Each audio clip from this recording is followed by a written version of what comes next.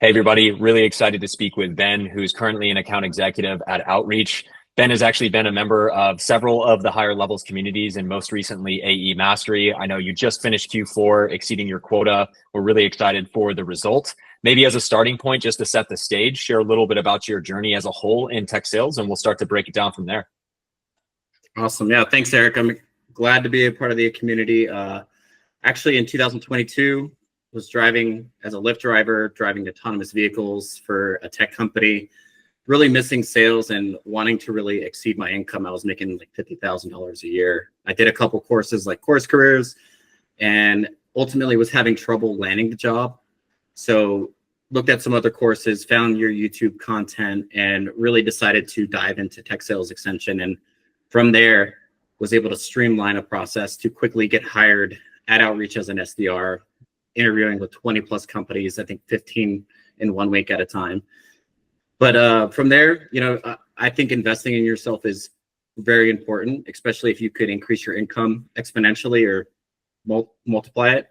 So went through the SDR extension course, crushed it as an SDR through learnings from, yourself, Eric, Chris, and was able to work my way into an account executive position at Outreach. So then decided, if I'm going to continue the path in tech sales, it's very important to keep up leveling your skills so you can keep moving forward, making more money, increasing your ability. So going through Outreach, was able to quickly ramp, hit my quota Q1, Q2, ended up getting offered a position at AWS. So transitioned briefly to AWS for a couple months, and actually got hit up by a couple directors there to work there. So from there, though, was offered a remote position back at Outreach, decided to jump back. And I was actually able to go through 2 different ramping periods. So like going through the course, like learning how to really identify top performers, emulate other people's processes and their success really helped me to consistently, show results and systematize that. So very happy to have invested in the course and very appreciative of that. Moving into tech sales has been pretty life-changing, I would say, going from making $50,000 to over $140,000 a year. So very, very excited to have made the switch. Yeah, it's awesome, man.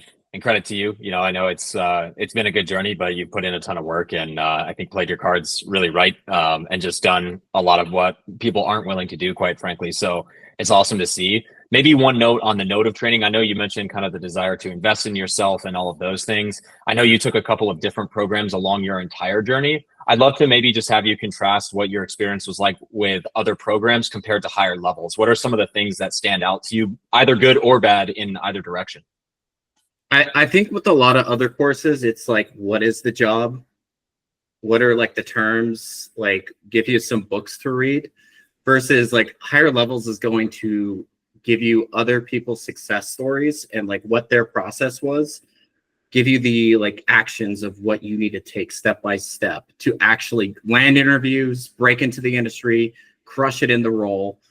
It actually gives you a how-to and actually shows results of other students doing it. So it's 2 different differentiators where you're actually going to get results if you put the work in, versus just this is the job. This is the terms. This is the tools you need to use.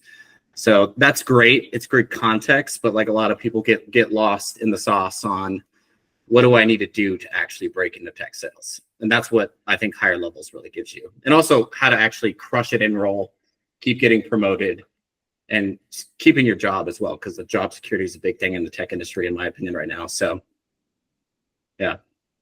Nice. I love it.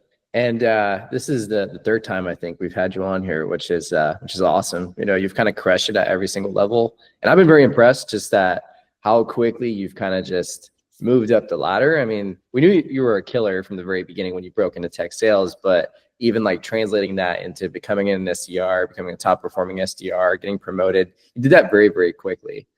Maybe if we hone in on AE Mastery specifically and just your journey as an AE, what do you feel like in the program helped you the most, from ramping to crushing it now, being a fully ramped AE, or just anything else that you feel hey, this was super, super valuable to me as an AE? Yeah, I think there's a lot of learnings in the beginning of going through the course from SDR that you can translate to being an AE, but the AE mastery course will, like I mentioned, go into specifics on how to find top performers, how to identify their processes, how they handle intro calls, pricing negotiations, multi-threading. It's all detailed in the course. And those are things as an SDR that you're never taught. Like, to be honest with you, like, you're just taught to how to get a meeting, and you have to kind of do your own work to become an account executive and prepare for that. So the course can really help to streamline that process, reduce that timeline of ramping. For myself specifically, like, I didn't realize how much a difference the SDR to AE job was until you're actually in there running demonstrations, running calls, and being as prepared as possible is always great to help streamline that process to crush it and hit your quota. Because a lot of times, like, the enablement's going to be great at the company, but a lot of those how-tos are going to be missed in those enablement sessions, or it's just going to be condensed so much that you can't really fine-tune that process as you're going through it. I love it, man. And maybe more specifically too, was there like a specific trend that you saw with other people, you know, that were starting that maybe didn't have a support system similar to AE Mastery, like maybe some of the mistakes that they were making? Or did you feel like that you were avoiding some of those critical mistakes, maybe ramping through that? Or when you say ramping specifically, what was it from the program that helped you? Yeah, I think, like, even from the beginning of the course, there's like workbooks, like some of the examples you give, Chris, of like how to go through and map out your accounts effectively. And a lot of times, a lot of people will just rely on their manager versus looking outside, other resources internally, building that brand to make friendships with, whether it's sales engineers, solution consultants, RevOps, marketing.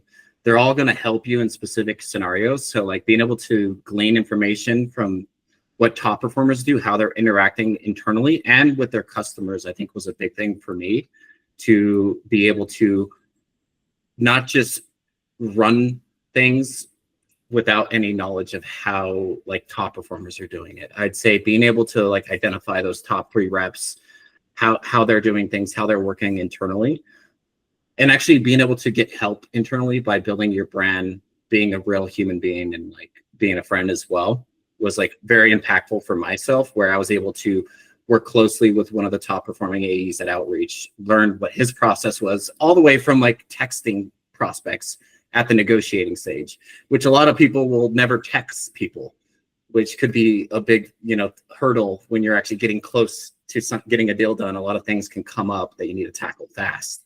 So, yeah, I'd say specifically those. And then, like, as you, I guess, to get a little bit more specific as well, is a big challenge for me initially is I didn't get a ton of training on how to multi-thread appropriately. So looking through the course on like specific things on negotiations, multi-threading, how to get, time with leadership and use your champion to get time with leadership, whether you're going to the CFO or the CRO. That's something you need to handle in a way where you're not going to shoot yourself in the foot with your champion. But you do want to push that, because if you don't, you may never get the deal signed.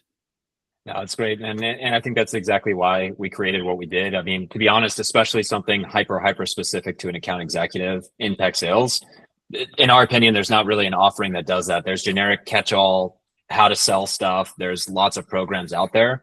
But I'd love to hear exactly that, because I think there's so much specifically in a tech company, in that environment, where you've got to learn like signal versus noise. And that's the difference between you kind of piddling around for 6 months or really asserting yourself within, 2 to 3 months as a top performer. Obviously this year, finishing your first year as an AE above 100% attainment. So we love to see that.